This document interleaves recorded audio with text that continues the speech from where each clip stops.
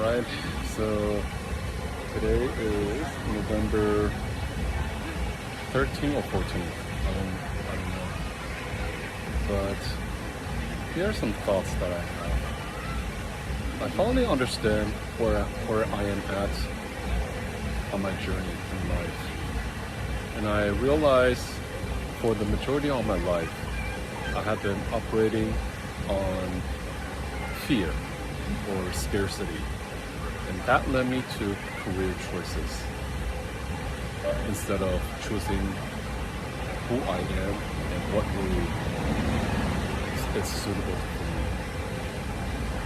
I remember in college I studied electrical engineering, but that is not a subject that I even remotely know about and care about. But I went through the program and I just crammed everything in. I got a E average GPA. It's not because due to the lack of understanding or trying, but just the lack of really understanding the context. I cannot relate what was on the books to how it is actually applicable. My first job, I did a IT job, and I chose it because, well, frankly, I was not the cream of the crop from the school, and so I took whatever I got in the beginning, and the pay was decent. It turns out the job was horrible. I was stuck in a factory doing an IT job, working for a horrible boss. But that experience prompted me to search for different parts after day one of the job. So what else is on the plate? I searched for different ways out, and that's when I went to look into finance. I studied the CFA, and that subject was vastly more interesting than anything I studied up to that point. So I took it, and I did very well. But I didn't continue it because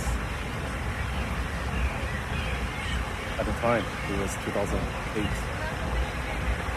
financial crisis, and that means all the financial jobs are pretty much gone. And so I did a detour, and I decided I wanted to do my MBA, learn something about business. So I went down that route, and I ended up in China, Shanghai. That was a game changer for me. Not because of the school. The school did open up a few avenues or concepts, but mostly it's about being in China. Because it is a rising economy, and the people who come and go to the school brought a lot of different perspectives. One thing I learned is that China is extremely competitive. My local classmates, are better at English than some of the natives. It speaks about how hard they work. So I took a marketing job out of my MBA program. That was good, but it's a corporate job, and it did not lead me to the things that I wanted to experience for myself, which is doing marketing. Instead, I did marketing planning, so it's a lot of back office work. Nonetheless, I did it, and eventually I saw the writings on the wall that foreign companies in China are doing it. And 10 years later, it was really true.